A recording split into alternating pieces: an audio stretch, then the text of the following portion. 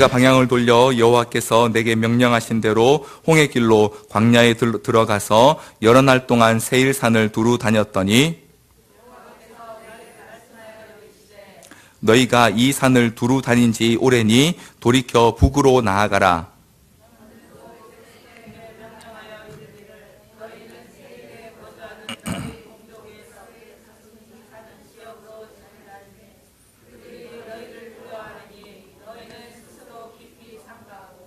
그들과 다투지 말라. 그들의 땅은 한 발자국도 너희에게 주지 아니하리니 이는 내가 세일산을 에서에게 기업으로 주었음이라.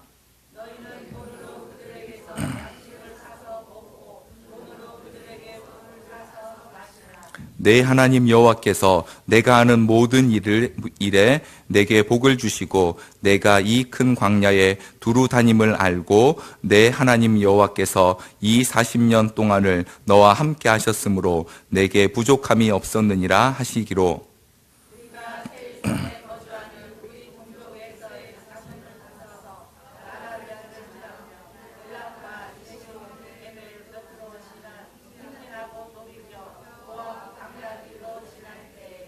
여호와께서 내게 이르시되 모압을 괴롭히지 말라. 그와 싸우지도 말라. 그 땅을 내가 내게 기업으로 주지 아니하리니 이는 내가 롯 자손에게 아르를 기업으로 주었음이라.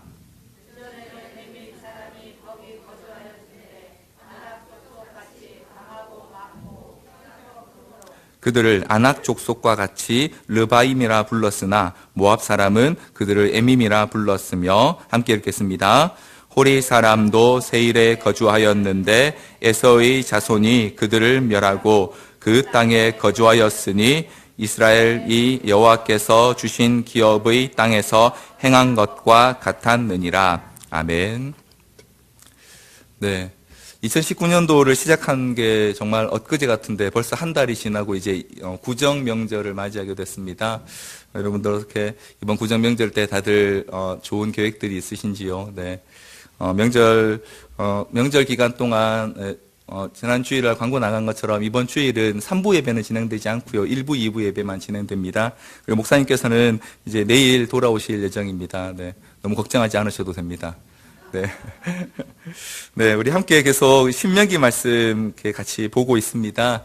신명기 1장을 어제까지 보았고요. 오늘 신명기 2장 말씀을 함께 읽었는데요. 신명기 1장에서 내용을 간단히 한번 좀 살펴보면 이렇습니다. 하나님께서 이스라엘 백성이 가데스 바네아에서 정탐꾼들로 말미암아 범죄한 그 일 때문에 광야의 길을 걷게 하셨고요. 이제 그렇게 돌아서 다시 가데스 바네아를 지어서 모압 땅, 곧 이 여리고 맞은편 땅에 온 그 이스라엘 백성들에게 모세를 통하여서 다시 한번 이 하나님의 이 계명들을 이제 설명하고 또 설교로 남기는 그 내용이 신명기 전체의 내용입니다. 그래서 이 신명기는 크게 모세가 한 3편의 설교로 이루어져 있습니다.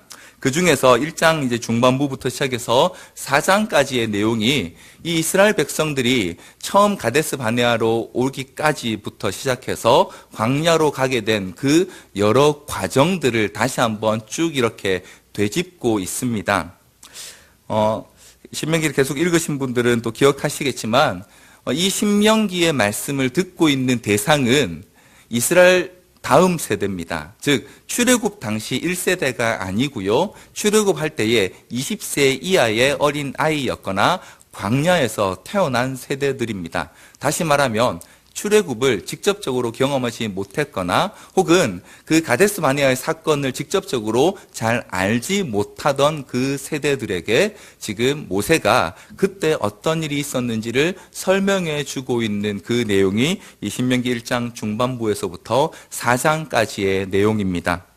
그래서 1장 앞부분에서 1장에서요. 이제 가데스 바네아에서 그들이 정탐꾼을 보내서 그 정탐꾼들이 갖고 온 그 내용 때문에 하나님을 원망하고 또 그 일로 인해서 하나님 앞에 이제 징계를 받아 그들이 광야길로 들어가게 되는 사건까지가 바로 1장의 마지막이었습니다. 자, 그리고 이제 2장 1절은요, 이렇게 시작을 하고 있습니다. 우리 2장 1절을 같이 한번 읽도록 하겠습니다. 2장 1절 같이 읽겠습니다. 시작. 우리가 방향을 돌려 여호와께서 내게 명령하신 대로 홍해길로 광야에 들어가서 여러 날 동안 세일산을 두루 다녔더니, 사실 이 2장 1절은요, 바로 앞 본문인 1장 46절과 이어져 있습니다. 1장 46절이 보면요, 이렇게 끝나고 있습니다. 너희가 가데스에 여러 날 동안 머물렀나니 곧 너희가 그곳에 머물던 날수대로니라.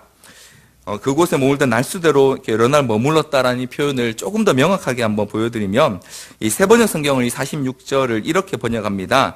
너희가 그곳에서 오랜 시간 동안 머물다가 그 이후에 라고 이렇게 끝나고요. 그리고 2장 1절로 넘어와서 그 이후에 우리가 방향을 돌려 여호와께서 모세에게 명령하신 대로 홍해길로 광야로 들어가서 여러 날 동안 세일산 주변을 다녔다라는 내용이 바로 2장 1절의 내용입니다.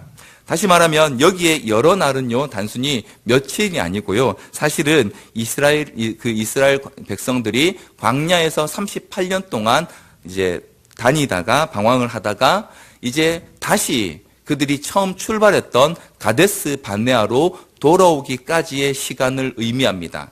그러니까 여러 날은 단순히 며칠 정도 혹은 몇십일이 아니라 38년의 시간을 의미하고요. 그리고 바로 그 가데스 바네아에 다시 돌아왔을 때에 2절과 3절의 명령이 그들에게 주어집니다. 우리 2절, 3절 말씀을 같이 한번 읽도록 하겠습니다. 한 목소리로 읽겠습니다.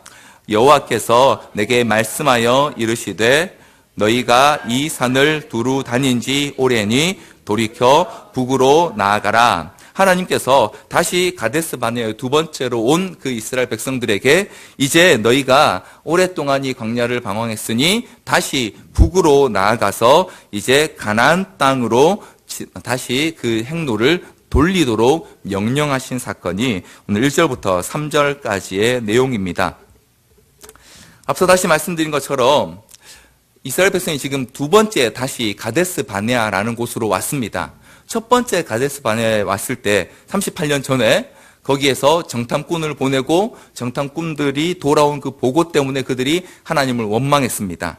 그때도 사실은 이미 우리가 1장에서 보았던 것처럼 하나님께서 가나안 땅으로 올라가서 두려워하지 말고 그 땅을 차지하라라고 명령하셨었습니다. 그랬는데 그들이 나름 꾀를 낸 것 때문에 하나님 앞에서 범죄하고 광야에서 38년을 이제 돌아다니게 된 거였습니다. 자, 그런데 두 번째 다시 가데스 바네아에 왔습니다. 자, 그리고 역시 주어진 명령은 똑같습니다. 북으로 올라가라. 다시 말하면 가나안 땅으로 올라가라는 것입니다. 물론 여기서 이 가데스 바네아에서 조금 더 북쪽으로 올라가서 이제 그 요단강을 건너가야 가나안 땅이긴 합니다만 명령은 똑같은 명령입니다. 올라가서 가나안 땅을 차지하라. 자, 그런데 이 똑같은 명령이 똑같은 자리에서 두 번 주어지고 있는데 그 첫 번째와 두 번째의 차이점이 무엇일까요?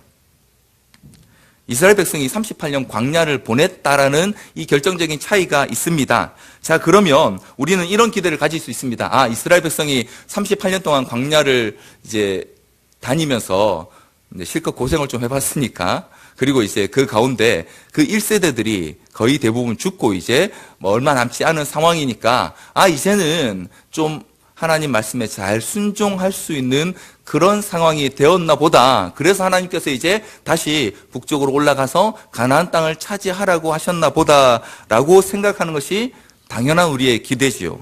자, 그런데 여러분 아시죠? 사람이 그렇게 쉽게 변하지 않습니다.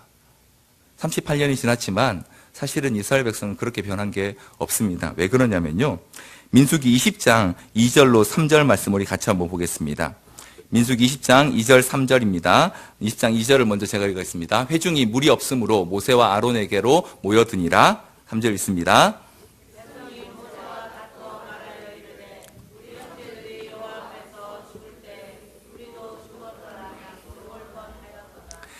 민수기 20장에 보면요, 가데스 바네아에 와서 그들이 무리바라는 지역에 갔을 때 겪었던 일이 뭐냐면 물이 없는 겁니다. 그래서 그때 또 하나님만 원망합니다.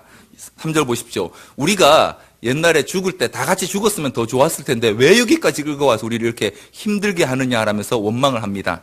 이때 우리가 잘 알고 있는 일이 벌어집니다. 모세가 이스라엘 백성 앞에서 화를 내면서 하나님께서 반석을 가리켜 물을 내라라고 하셨는데 바위를 2번을 치게 됩니다. 그 일이 바로 이 가데스 바네아 바로 옆에 있는 무리바에서 있었던 일이고요.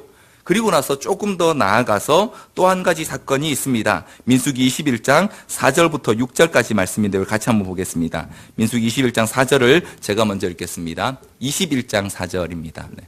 민수기 21장 4절 백성이 호르산에서 출발하여 홍해 길을 따라 에돔 땅을 우회하려 하였다가 길로 말미암아 백성의 마음이 상하니라.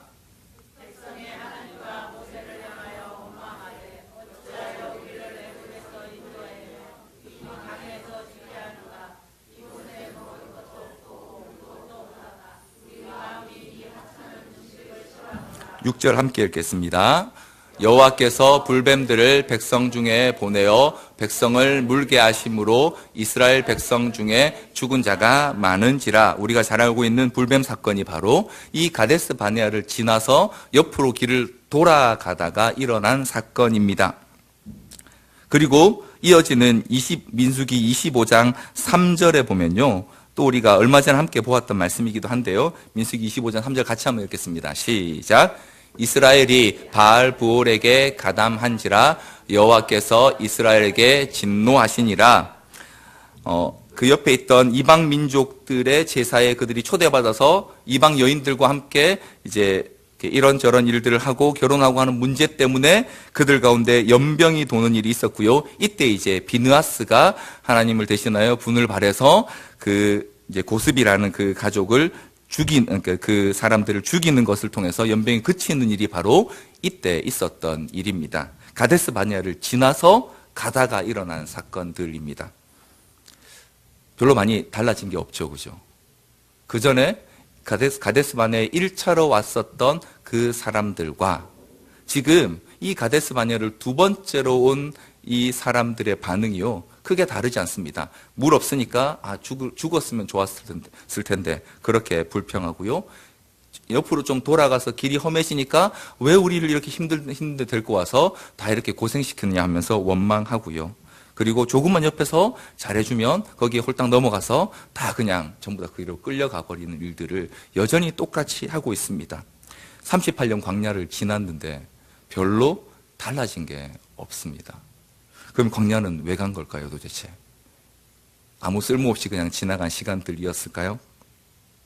그런데 하나님께서 지금 다시 그들에게 이 가데스 바네아에서 이제 가나안 땅으로 올라가라고 명령을 하셨습니다. 도대체 어떤 차이가 있어서 이 광야의 여정이 이스라엘 백성에게 무슨 의미가 있어서 하나님께서 다시 그들로 하여금 올라가게 하시는 것일까요?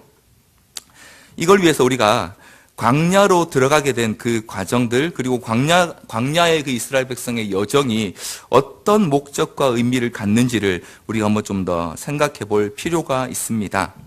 이스라엘 백성은 과연 그 광야의 38년의 시간을 통해서 무엇을 배웠던 것일까요? 아니, 무엇을 배우기를 하나님은 기대하셨던 것일까요? 첫 번째, 이 38년 이스라엘 광야 여정을 통해서 가장 도드라지게 나타난 일은요, 20세 이상의 대부분의 사람들이 죽었다라는 것입니다. 하나님께서 이제 민수기 14장 33절로 34절 말씀에 보면요, 민수기 14장 33절, 34절 우리 같이 한번 읽을까요? 네, 14장 33절, 34절, 제가 먼저 33절 읽겠습니다. 너희의 자녀들은 너희 반역한 죄를 지고 너희의 시체가 광야에서 소멸되기까지 40년을 광야에서 방황하는 자가 되리라. 34절 있습니다. 시작.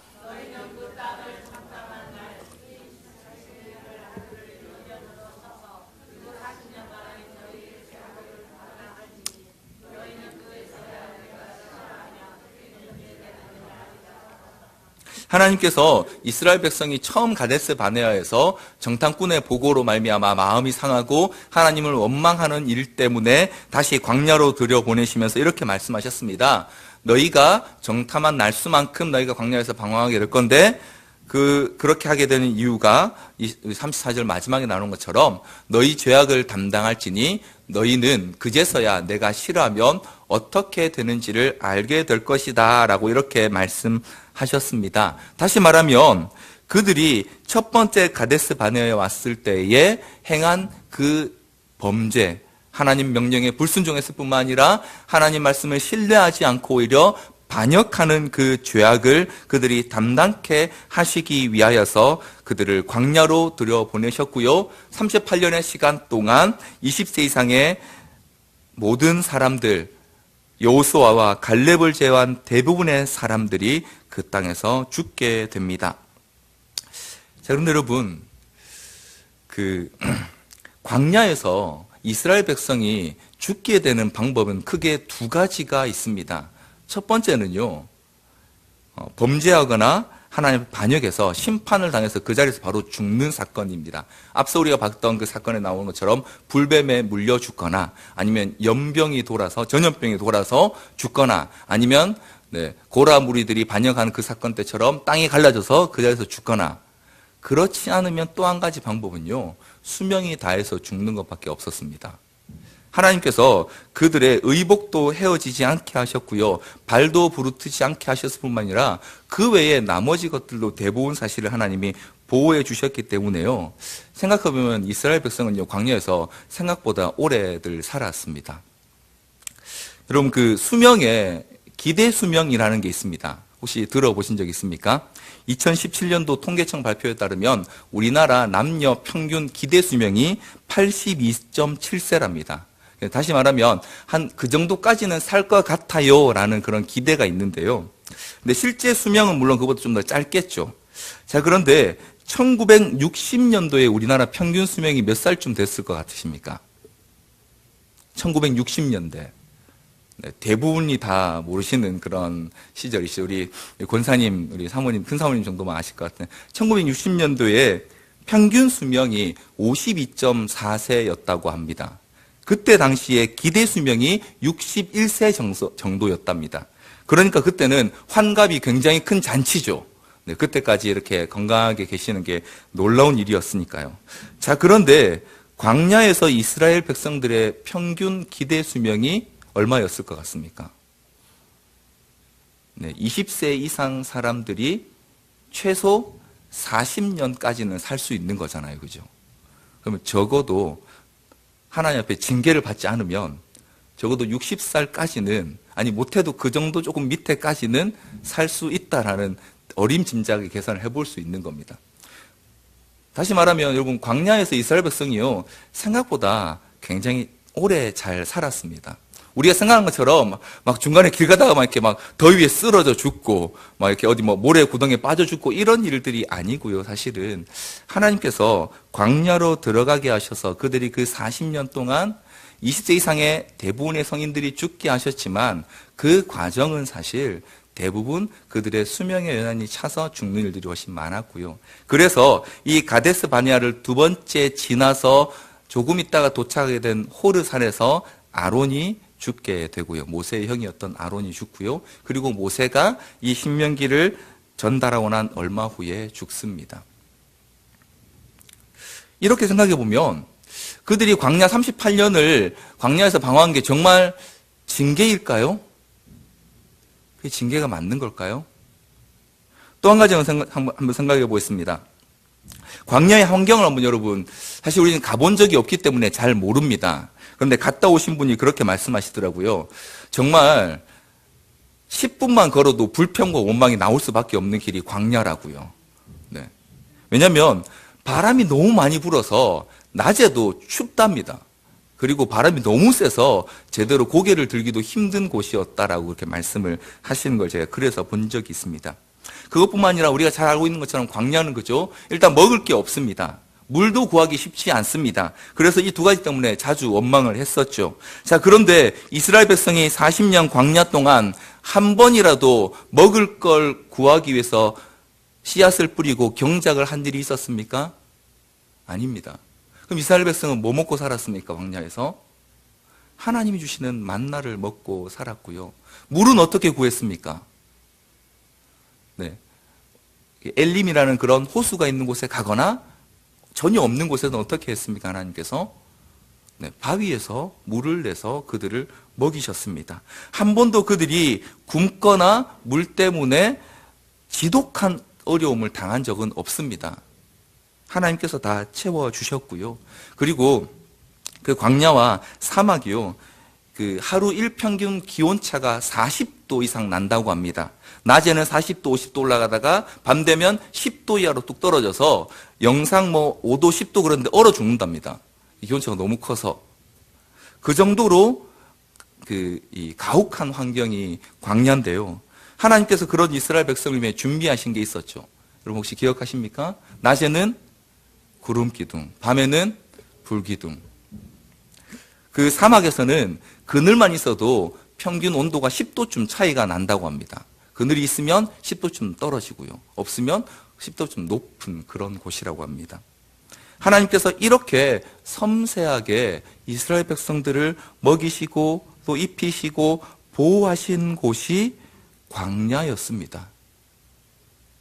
우리가 생각할 때는 지금 징계를 당하는 거잖아요. 지금 괘씸하잖아요. 그리고 하나님께서 너네 20살 이상은 다 죽을 거야.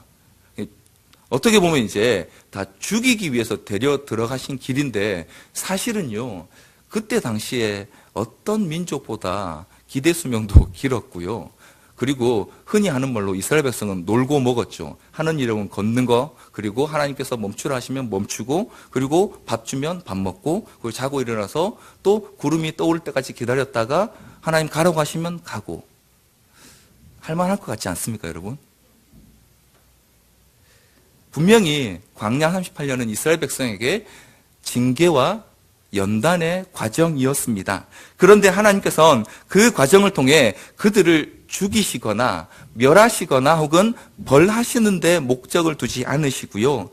징계로 인해 그 길을 들어갔지만 그 길 가운데 하나님은 두 가지를 그들에게 가르쳐 주셨습니다. 첫 번째는요, 앞서 말씀드린 것처럼 그들이 징계로 인해 20살 이상 모든 성인들이 죽게 되는 광야를 걸었음에도 불구하고 그들이 어떤 외적인 요소 때문에 죽는 것이 아니라 하나님께서 허락하신 보호 아래 있다가 자연스럽게 죽음을 맞이했던 그 과정들을 통해서 사실은 하나님께서 이스라엘 백성이 범죄한 것 때문에 하나님 명령을 신뢰하지 않은 것 때문에 그 심판의 자리에 들어갔음에도 불구하고 하나님께서는 절대로 그들을 버리시지 않는다는 사실을 그들에게 보여주신 길이 바로 광야의 길이었습니다.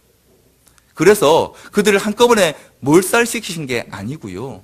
그 광야 38년 시간 동안 천천히 그들의 삶을 마무리해 가도록 그렇게 인도하신 곳이 바로 광야의 여정이었습니다.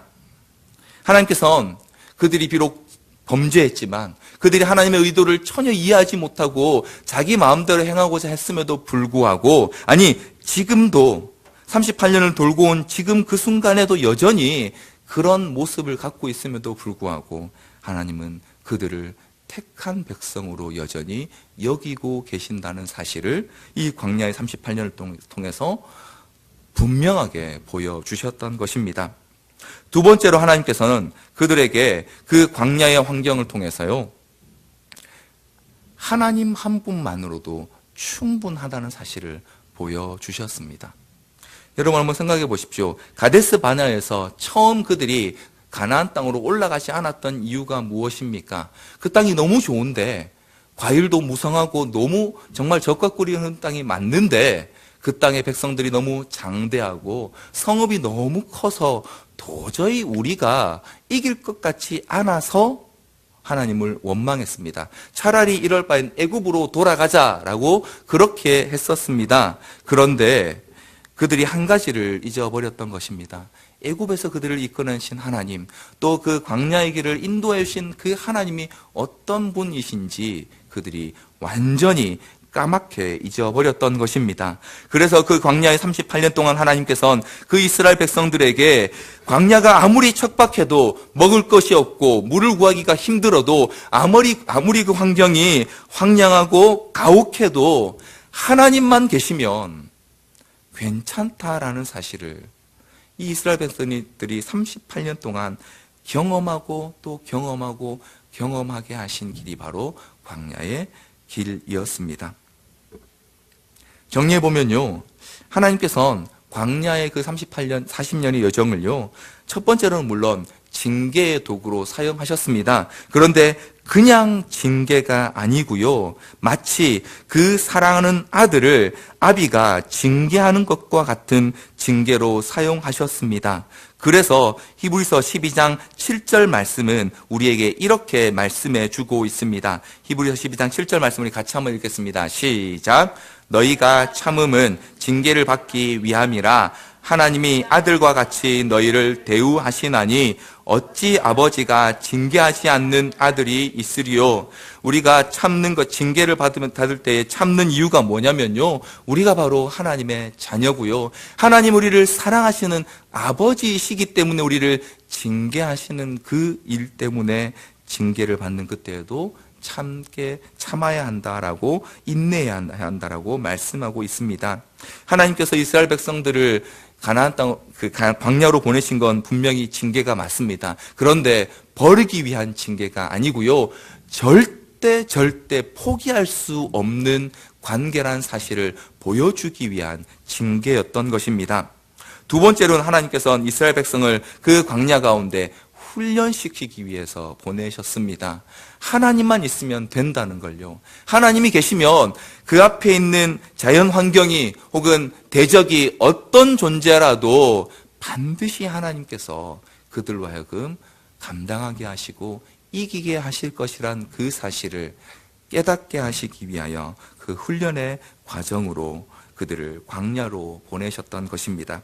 그래서 신명기 8장 16절 말씀은 우리에게 그 광야의 이유를, 목표를 이렇게 말씀해 주고 계십니다. 우리 함께 읽어볼까요? 신명기 8장 16절 말씀입니다. 시작. 내 조상들도 알지 못하던 만나를 광야에서 내게 먹이셨나니 이는 다 너를 낮추시며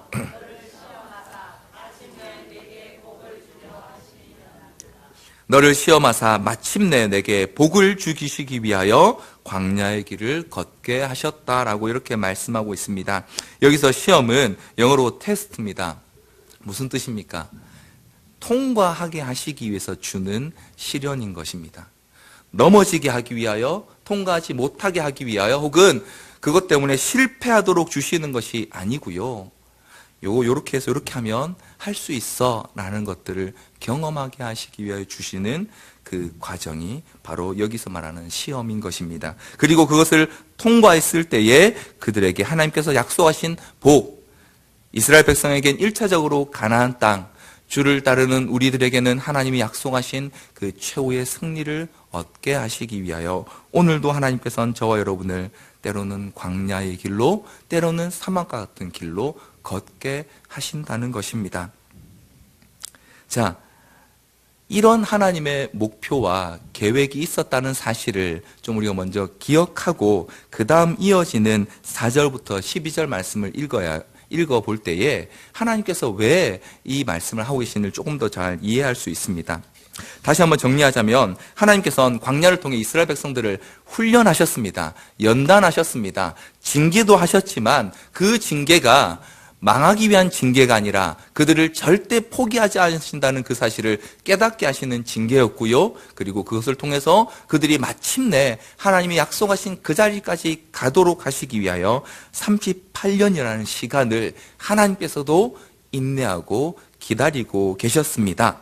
자, 이런 광야를 지난 이스라엘 백성에게 하나님께서 이어지는 4절로 12절 말씀에서 두 가지를 요구하고 계십니다. 첫 번째는요, 바로 그들에게 관대함을 요구하고 계십니다. 4절로 7절 말씀을 우리 같이 한번 교독하겠습니다. 4절 제가 먼저 읽도록 하겠습니다. 신명기 2장 4절 제가 읽겠습니다. 너는 또 백성에게 명령하여 이르기를 너희는 세일에 거주하는 너희 동족 에서의 자손이 사는 지역으로 지날진대 그들이 너희를 두려워하리니 너희는 스스로 깊이 삼가고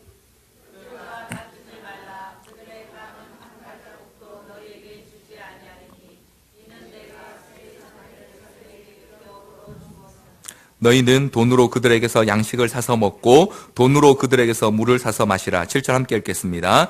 내 하나님 여호와께서 내가 하는 모든 일에 내게 복을 주시고 내가 이 큰 광야에 두루 다님을 알고 내 하나님 여호와께서 이 40년 동안을 너와 함께 하셨으므로 내게 부족함이 없었느니라 하시기로. 하나님께서는 이 광야의 시간을 통해서 그들에게 하나님의 그 의도를 이렇게 보여주시고 나서요, 이제 본격적으로 가나안 땅으로 올라가는 과정에서 또다시 두 가지 훈련을 하게 하시는데요. 첫 번째는 그들이 이 에서 족속의 땅을 지나가면서 관대함을 베풀도록 그렇게 요청하고 계십니다. 자, 그들이 지금 지나가는 세일산이라는 지역을 이제 지나가게 됩니다. 자, 그런데 이 세일산을 지나갈 때에 에돔 족속이 있는 그 땅을 지나가게 되는데요. 거기에 왕의 대로라고 해서 이제 그 산 골짜기 가운데 지나갈 수 있는 아주 좋은 길이 있습니다. 이 길로 가면 훨씬 빨리 북쪽으로 올라갈 수 있고요. 그리고 길도 굉장히 평탄한 편입니다. 그런데 민수기 20장 14절로 21절에 보니까요, 이 에돔 왕에게 그래서 모세가 사절을 보냅니다. 우리가 지나가는데 길로만 지나가고 절대 아무런 허튼 짓도 하지 않겠다. 그리고 만약에 우물을 마시게 되더라도 오늘 하나님 말씀하신 것처럼 돈을 주고 사서 먹겠다라고 그렇게 정중히 부탁을 했는데도 불구하고 에돔 왕이 강하게 거절합니다. 심지어 자기 군사를 다 거느리고 나와서 그들 앞에 딱 맞고 서서 들어오면 전쟁이다, 이렇게 이제 하게 됩니다. 그래서 어쩔 수 없이 이스라엘 백성이요, 그 에돔 땅 가운데를 통과하지 못하고 에돔 땅을 우회해서 산 위로 산악길로 지나가게 됩니다.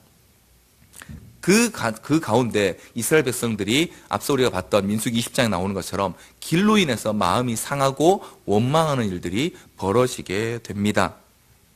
제가 앞서 잠깐 말씀드렸던 그 목사님께서도 그 길을 이제 차를 타고 지나가다가 내려서 우리 한번 같이 걸어봅시다 라고 한번 걸었답니다. 근데 5분 만에 다시 차에 들어오셨답니다. 너무 바람이 세고 해서 그분이 그렇게 글에 표현하셨더라고요. 만약 이스라엘 백성이니까 38년이었지 만약 자기였으면 138년을 걸어도 하나님께서 원망했을 것 같고 그렇게 이야기를 하시더라고요. 그만큼 길이 험하고 고된 그런 과정이었다고 합니다. 하나님께서는 충분히 그들이 그 에돔 지역을 통과해 갈 수 있는 능력도 있고요. 오늘 우리 함께 읽었던 4절에 보니까요, 그들이 4절 마지막에 그들이 너희를 두려워할 것이다 라고 이렇게 말씀하고 있습니다.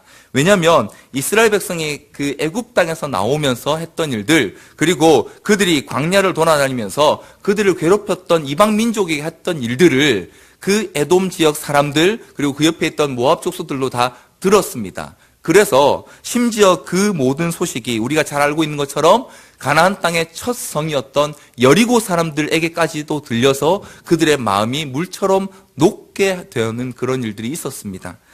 이 에돔 왕도 그걸 알았습니다. 그래서 더 강하게 막았습니다. 혹시라도 아닌 척하고 길 가운데 지나가다가 이 사람들이 돌변해서 자기 땅을 점령하면 속수무책이니까요. 그래서 오히려 거절할 뿐만 아니라 군사를 이끌고 나와서 그들의 길을 막아서기까지 했던 것입니다. 왜요? 무서웠기 때문입니다. 혹시라도 그들에게 점령당할까 봐. 그런데 하나님께서는 그들의 땅에 단 한 발자국도 허락하지 않을 것이니 그들에게 관대함을 베풀도록 그렇게 요청하고 계십니다. 그렇게 말씀하시는 이유가 5절에 보니까요, 그 땅을 에서의 후손에게 기업으로 주신 땅이기 때문이다 라고 이렇게 말씀하고 있습니다. 우리 잘 아는 것처럼 에서는요, 이제 그 쌍둥이 형입니다. 그런데 그들이 태어날 때 창세기 25장 22절 23절에 이런 일이 있었습니다. 25장 22절 23절을 같이 한번 보겠습니다. 22절 제가 먼저 읽겠습니다. 창세기 25장 22절입니다. 제가 먼저 읽겠습니다. 그 아들들이 그의 태 속에서 서로 싸우는지라 그가 이르되 이럴 경우에는 내가 어찌할꼬 하고 가서 여호와께 묻자온대. 23절 같이 읽겠습니다. 시작. 여호와께서 그에게 이르시되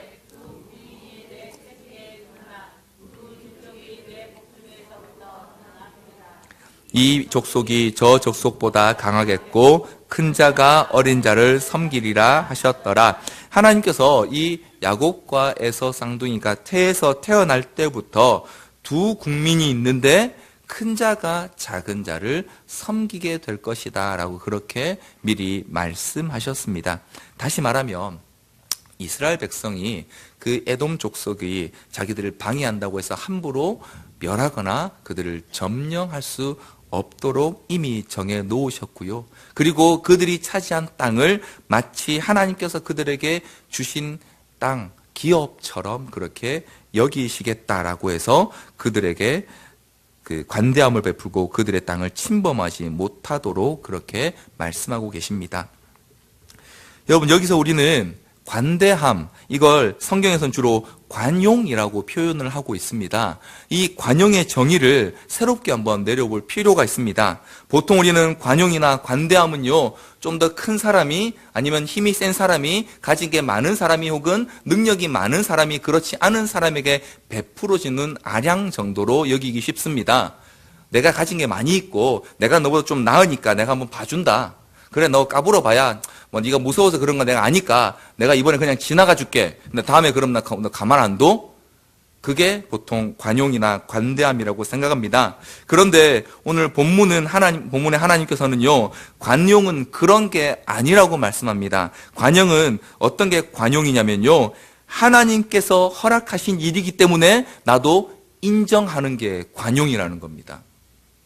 내가 얼마든지 내 마음대로 할 수 있고 내가 얼마든지 힘으로 저거 뺏을 수 있지만 하나님께서 그 땅을 기업으로 인정하셨기 때문에 그들이 설령 우리를 막아서고 반대하더라도 하나님께서 말씀하신 것이기 때문에 그냥 양보하고 지나가는 것이 관용이라고 하나님 우리에게 말씀해 주고 있습니다. 그래서 관용은요, 때로는 정당한 권리까지도 포기할 수 있게 만듭니다. 내 마음대로 할 수 있지만 내가 힘으로 상대를 어떻게 제압하거나 내가 가진 권력이나 권위로 상대를 억누를 수 있지만 그것을 절제하는 것이, 왜? 하나님 안에 있기 때문에 절제하는 그것이 바로 관용이라고 말하고 있습니다. 그런데 본문 6절은요, 그 관용의 구체적인 표현을 이렇게 보여주고 있습니다. 양식과 물을 돈을 주고 사 먹으라. 사실은 그렇게 못했습니다. 아예 들어오지도 못하게 막아서 그럴 기회가 없었는데 그것이 관용의 정당한 표현이다라고 그렇게 보여주고 있습니다. 왜 그렇습니까?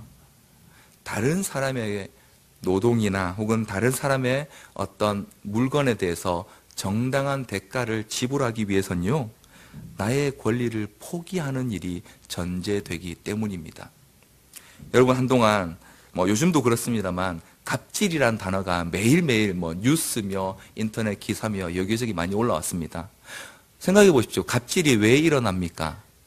이게 내가 이 사람한테 함부로 하는 게 내 권리라고 생각하기 때문에, 혹은 내가 그렇게 할 수 있는 능력을 가진 사람이라고 생각하기 때문에, 아니면 이 사람은 그런 일을 당하는 게 당연하기 때문에 라고 여기기 때문에 일어나는 일이 바로 갑질입니다. 근데 생각해 보십시오. 거기서 관용은 뭡니까? 관용은, 그래, 네가 좀 약하니까 내가 한번 참아준다가 관용이 아니고요, 내가 얼마든지 정당하게 요청할 수 있는 것까지도 상대방의 입장을 고려하고 그 사람도 정당한 권리를 행사할 수 있도록 하기 위해서 참는 것, 절제하는 게 바로 관용입니다. 그래서 성경이 말하는 관용은요, 내게 있는 것, 내가 더 커서 참는 게 아니고요, 모든 것이 하나님 손 아래 있기 때문에 그 하나님이 인정하신 것을 나도 인정하는 것이 관용이라고. 그래서 정당한 대가를 지불하는 것이, 혹은 정당한 대가를 지불하기 위하여 내가 얻을 수 있는 유익을 조금 포기하는 그것이 성경이 말하는 하나님 백성이 가져야 될 관용의 태도다라고 그렇게 말씀하고 있습니다. 또한 이렇게 우리가 관용할 수 있는 이유에 대해서 7절은 우리에게 이렇게 보여주고 있습니다. 하나님께서 너의 모든 필요를 아시고 풍족하게 부족함이 없도록 채워주셨기 때문이다 라고 말입니다. 만약 우리가 갖고 있는 것들이, 혹은 내 능력이, 혹은 나의 소유가요, 나의 능력이나 나의 노력에 의해서 쌓인 것이라고 여긴다면 권리를 포기하는 것, 혹은 관용하는 건 어리석은 짓입니다. 내가 마땅히 가질 수 있는 건데 왜 포기합니까? 내가 당연히 그렇게 해도 되는 건데 상대방이 그럴 능력이 없어서 그게 안 되는 건데 내가 왜 포기합니까? 그건 어리석은 행동이 되고 맙니다. 왜? 내가 만든 것이라고 것이기 때문입니다. 그러나 우리가 갖고 있는 모든 것이 물질로부터 시작해서 우리가 누리고 있는 모든 환경과 우리가 갖고 있는 모든 권위나 능력까지도 다 하나님께서 주신 것이라고 인정할 때에 우리는 진정한 관용을, 관대함을 실천할 수 있습니다. 그리고 우리의 상황을 넘어서 지금 이스라엘 백성이 어쨌든 광야를 걸어왔잖아요. 도시에 정착해서 살고 있는 에돔 족속보다는 어떻게 보면 좀 불쌍하지 않습니까? 약한 사람일 수 있습니다. 물론 그들 입장에서는 그렇지 않았지만요. 상황을 넘어서는 관용을 행하는 그리스도인이 되기 위해선 우리에게 있는 모든 것이 하나님 손으로부터 나온 것이란 사실을 기억할 때에만 진정한 관용이 가능하다라고 오늘 본문 우리에게 말씀해 주고 있습니다. 그래서 광야의 시간을 보낸 이스라엘 백성, 하나님 한 분만으로 모든 것이 다 가능하다는 사실을 배운 그들에게 하나님께서는 에돔 족속에게 관용을 베풀도록 그렇게 요구하고 계십니다. 마태복음 5장 5절 우리가 잘 아는 말씀인데요. 마태복음 5장 5절 산상수훈에서 예수님께서는 이렇게 말씀하셨습니다. 온유한 자는 복이 있나니 그들이 땅을 기업으로 받을 것이며. 여러분이 온유에 대해서 목사님께서 설명하셨던 그 표현이 저는 굉장히 인상적이었습니다. 혹시 기억하시는 분 계신가요? 길들여진 야생마. 온유는요, 내가 원래 성격이 좀 겸손하고 내가 원래 좀 그냥 이렇게 조용한 성격에서 나오는 게 아니라는 겁니다. 내 안에 주체할 수 없는 열정이 있지만 그게 하나님 손 아래 다스려진 상태, 길들여진 야생마가 온유함이다라고 그렇게 표현하셨습니다. 여러분, 그렇다면 관용도 마찬가지입니다. 얼마든지 하나님 주신 것으로 내 마음대로 행할 수 있습니다. 내가 바라는 대로 할 수 있습니다. 혹은 내가 원하는 대로 요구할 수 있습니다. 그러나 하나님 아래, 능하신 하나님 손 아래 있기 때문에 내 것이라 여기지 않고 하나님 뜻에 내 자신을 맡기고 하나님만이 옳다라고 인정하며 나의 생각과 계획을 내려놓을 때만이 우리는 진정으로 관용할 수 있습니다. 마치 길들여진 야생마와 같은 온유함을 가진 사람처럼요. 그래서 이스라엘 백성은 이제 가나안 땅을 얻으러 올라가는 그 과정에서 하나님께서 그들에게 이 관용의 훈련을 하도록 그래서 그들이 기업으로 받게 될 그 땅을 위해 관용의 준비를 하게 하고 계시는 것이 오늘 이 4절로 7절에 나오는 에돔 세일산을 지나가는 이스라엘 백성에게 요구하시는 첫 번째 명령이었습니다. 두 번째로 하나님께서는 8절로 12절에서 이제 모압 광야를 지나가면서 모압 족속을 만나게 하시는데요. 그들에게서도 비슷한 요구를 하십니다. 8절로 12절 말씀을 우리 같이 한번 교독하겠습니다. 8절 제가 먼저 읽겠습니다. 우리가 세일산에 거주하는 우리 동족 에서의 자손을 떠나서 아라바를 지나며 엘랏과 에시온게벨 곁으로 지나 행진하고 돌이켜 모압 광야길로 지날 때에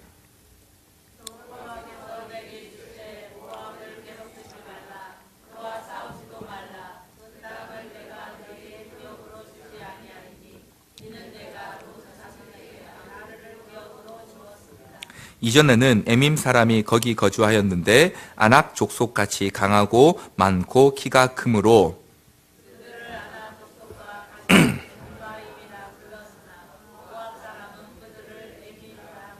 12절 함께 읽겠습니다.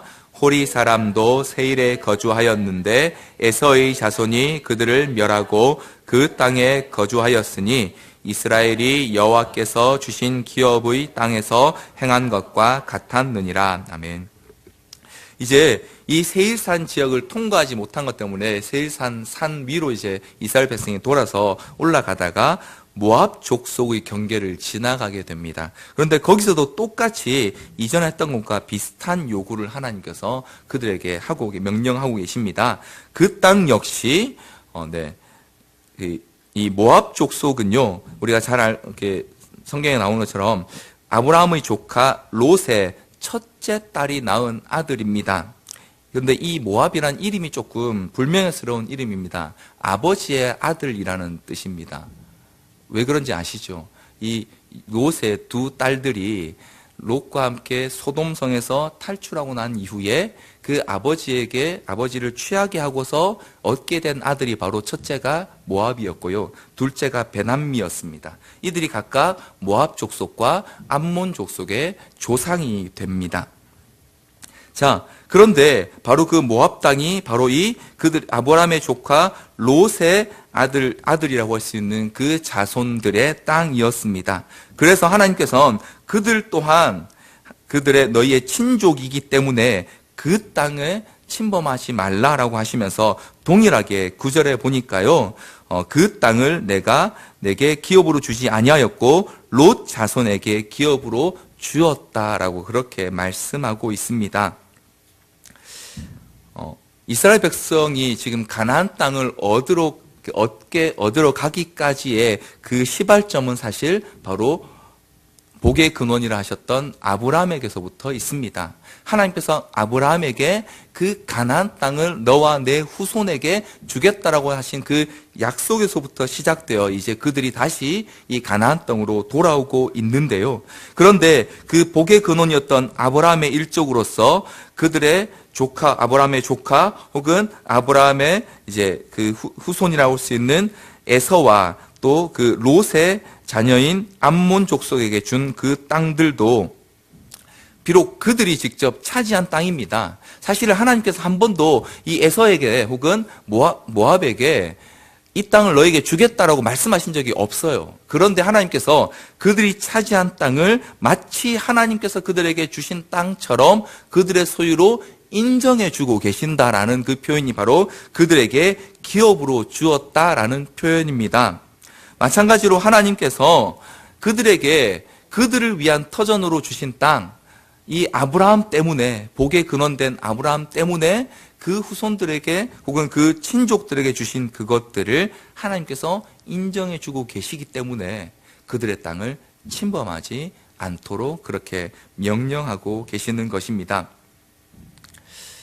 하나님께서 이렇게 연거푸 2번이나 그들에게 양보하게 하시는 이유는요, 첫 번째는 앞서 말씀드린 것처럼 그들에게 관용의 훈련을 하게 하시기 위해서입니다. 그런데 이 두 번째에 가서는요, 조금 더 구체적으로 이제 그들이 가나안 땅에 들어가서 이후에 그들이 진짜 해야 될 일을 위한 훈련을 하게 하시는 것입니다. 그것이 뭐냐면 바로 화평케 하는 자로서의 역할을 하게 하시기 위해서입니다. 사실 여러분, 가나안 땅에 지금 이스라엘 백성이 올라가게 되면 그들이 해야 될 일은 분명합니다. 무엇입니까? 정복 전쟁입니다. 가나안 땅이 빈 땅이 아니거든요. 이미 가나안 족속들이 다 차지하고 있는 원주민이 있는 땅입니다. 거기 가서 그들과 전쟁을 해서 그 땅을 뺏어야 합니다. 심지어 하나님께서 그 땅에 있는 민족들 중에 그들 가까이에 남겨두지 말라고 하실 정도로 인간적으로 보면 잔인한 정복 전쟁을 해야 하는 사람들이 바로 이 이스라엘 백성들입니다. 그런데 그런 그들에게 지금 그 가나안 땅으로 올라가는 과정에서 2번이나 관용하고 또 화평하도록 하시는 훈련을 하게 하시는 이유는 이스라엘 백성이 가나안 땅에 들어가는 진짜 목표는 전쟁이 아니라 하나님 나라의 화평을 이루도록 하시기 위한 데 있다는 것을 보여주기 위함입니다. 그들이 가나안 땅을 정복해야 하는 이유는 이렇습니다. 창세기 15장 16절 말씀을 우리 같이 한번 보겠습니다. 창세기 15장 16절 말씀입니다. 같이 읽겠습니다. 시작. 내 자손은 4대 만에 이 땅으로 돌아오리니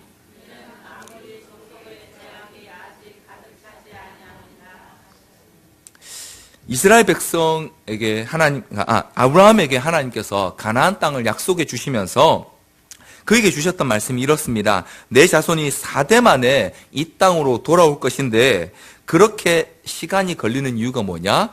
아직 아모리 족속의 죄악이 가득 차지 않았기 때문이다 라고 말씀하셨습니다. 무슨 뜻이냐면요, 이 땅을 하나님께서 가나안 땅을 이스라엘 백성에게 주실 것입니다. 그런데 그냥 주시는 게 아니라 그들이 돌아올 때까지 그 땅이 황폐해지지 않도록 아모리 족속이 잠시 맡아 있습니다. 그런데 언제 그들이 돌아오게 되냐, 와서 그 땅을 다시 되찾게 되냐면 그 아모리 족속의 죄악이 가득 차서 그들이 더 이상 하나님 앞에 그 땅에 거할 수 없게 될 때에 그 땅을 이 이스라엘 백성들이 차지하게 될 것이다라고 그렇게 말씀하신 것입니다. 다시 말하면 가나안 땅을 정복하는 전쟁은 아모리 족속에 대한 심판의 도구인 것입니다. 이게 목표가 아니라는 것입니다. 그 땅에 들어가서 전쟁 열심히 해서 땅 막 넓히고 그래서 그 땅 다 정복하고 나면 주변 땅, 에돔 땅도 모압 땅도 그리고 옆에 있는 땅 다 차지하는 그게 그들의 목표가 아니라는 것입니다. 그들의 목표는요, 하나님께서 그 땅에 하나님께서 다스리시는 그 나라를 이루기 위해서 그 땅에 보내시는 자들입니다. 그래서 하나님께서는 그들로 하여금 전쟁이 아니라 화평을 이루는 자 되도록 하시기 위하여서 가나안 땅으로 올라가는 길에 관용과 화평 두 번이나 양보하게 하시고, 오히려 그것 때문에 이스라엘 백성은 그 길 가운데 하나님을 원망하고 때로는 이런저런 유혹을 받아 하나님 앞에 실패하기도 하지만 그 과정을 지나가도록 하신 것이 오늘 본문에 나오는 이 세일산 에돔 땅과 그리고 모압 평지를 지나갈 때에 요구하셨던 그 내용인 것입니다. 사랑하는 성도 여러분, 앞서 제가 잠깐 말씀드린 것처럼 이스라엘 백성은 광야에서요, 하나님께 대해서 두 가지를 배웠습니다. 첫 번째는 하나님께서는 결코 자기 백성을 포기하실 수 없는 분이라는 사실을 배웠고요. 또 한 가지는 어떤 상황에서도 하나님만 계시면 충분하다는 것을 배우게 하셨습니다. 그렇게 하신 이유가 바로 이 두 가지 때문입니다. 하나님께서 충분히 채워주시는 민족이기 때문에 관용할 수 있고요. 하나님 손안에 있기 때문에 관용할 수 있고요. 그리고 그 하나님께서 이 땅 가운데 그들을 부르셔서 그들로 하여금 전쟁이 그치게 하시고 오히려 그들 때문에 주변과 화평하게 하고 그들뿐만 아니라 하나님과 사람 사이에 화평케 하는 일들을 이루시기 위하여 부른 자들이 이스라엘 백성이기 때문에 하나님께서는 광야의 시간을 통해서 그들을 훈련하게 하시고 이제 마지막 그 가나안 땅으로 올라가는 과정에서 어떻게 보면 좀 답답하고 어떻게 보면 좀 불편한 일이지만 관용하고 화평의 길을 따라서 가도록 그 길을 가게 그렇게 명령하고 계시는 것입니다. 이제 오늘 저와 여러분의 삶을 한번 이 말씀에 비추어 생각해 보겠습니다. 그리스도인으로서 산다는 것이 참 어려운 시대입니다. 그 어떤 시기보다 정말 성도로 산다는 게 혹은 그리스도인이라는 이름을 밝힌다는 게 참 부끄러운 그런 시대를 우리는 살고 있습니다. 자, 이 시대에 하나님께서 저와 여러분을 부르신 이유가 무엇일까요? 지금 저와 여러분이 걸어가고 있는 이 상황들이 겪고 있는 과정들이 혹 이스라엘 백성이 지나가 계셨던 광야와 같은 길은 아닐까요? 그렇다면 우리는 거기서 하나님의 어떠하심을 배우고 있습니까? 하나님이 결코 저와 여러분을 포기하실 수 없다는 사실. 마치 광야길을 걸어가고 있어서 어두운 골짜기를 걸어가고 있는데 하나님은 나한테 전혀 아무 말씀도 해주시지 않는 것 같은 그 상황이라 할지라도 그 상황이 나는 너를 절대 포기할 수 없어라는 그 하나님의 애끓는 사랑을 보여주시기 위한 그 길은 아닐까요? 혹은 그 과정을 통해서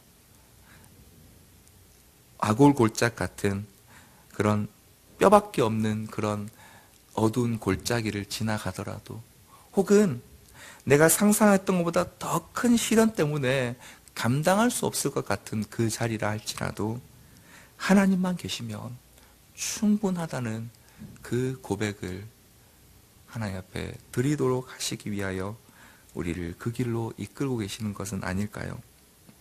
만약 그렇다면 이제 저와 여러분에게 하나님께서 분명히 맡기시는 사명이 있다는 것입니다. 여러분 혹시 지금 그런 광야를 지나가고 계신다면 혹 그런 광야와 같은 길을 걷고 계신다면, 내가 원하지 않았지만, 내가 의도하지 않았지만, 혹은 전혀 바라지 않았지만 그런 자리에 서 계신다면 하나님께서 분명히 저와 여러분을 향하여 말씀하고 계시고 또 행하게 하시기 위한 사명이 있음을 기억하시기 바랍니다. 그 과정을 지나온 사람만이 모든 것이 하나님 손안에 있기 때문에 기꺼이 양보하고 관용할 수 있고요, 참아낼 수 있고요, 그리고 마침내 나 때문이 아니라 하나님 때문에 화평해지는 진짜 평화를 만들어낼 수 있는 그런 사람이 될 수 있는 것입니다. 그래서 야고보서 3장 18절이 우리에게 이렇게 말씀해 주고 있습니다. 마지막으로 야고보서 3장 18절 말씀 우리 같이 한번 읽겠습니다. 시작. 화평하게 하는 자들은 화평으로 심어 의의 열매를 거두느니라. 제가 이제 우리 다음 세대 교회인 지 2년 차가 됐습니다. 네. 제가 몇 번 말씀드렸지만, 네. 횟수로는 3년 차입니다. 네. 2017년 12월에 왔기 때문에요. 느낌은 한 3년 좀 더 된 것 같은 그런 느낌이시죠? 네. 와서 제가 여러 이야기 중에 그동안 우리 교회가 정말 광야와 같은 길들을 걸어왔던 이야기들을 많이 들었습니다. 이런저런 상황 때문에 또 이런저런 일들 때문에 지나가야 했던, 그러나 그 과정 그때마다 하나님께서 허락하셨던 그 은혜들도 함께 들었습니다. 바로 어제 이제 우리 교회가 건물과 이제 재계약을 하고 마지막 잔금을 치렀습니다. 보증금을 저희가 늘려주고 이제 재계약한 게 이제 바로 오늘부터 이제 시작이 됐습니다, 여러분.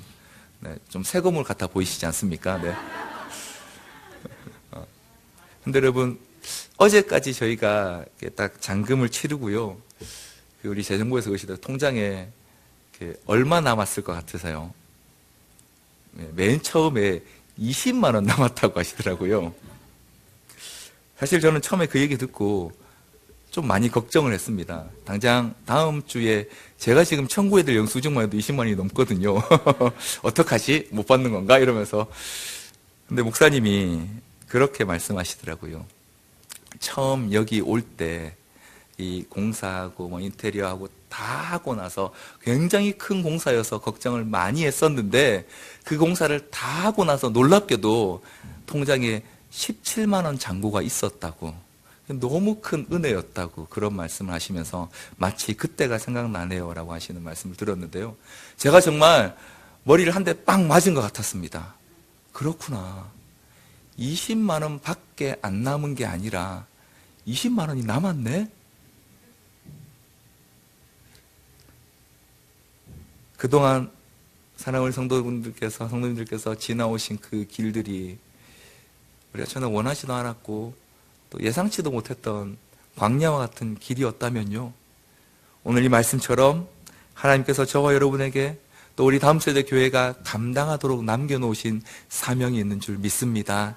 오게 하신 이 자리에서 화평케 하는 자들이 되어서 화평으로 쉬며 의의 열매를 거두게 하시는 그 일이 분명히 있을 줄 믿습니다. 올해 우리 모두가 다 화평케 하는 자 되어서 하나님이 허락하시는 의의 열매를 풍성히 맛보는 저와 여러분과 우리 다음 세대 교회 되기를 주님 이름으로 간절히 소원합니다. 우리 이제 같이 한번 하나님 앞에 찬양하며 나아가겠습니다.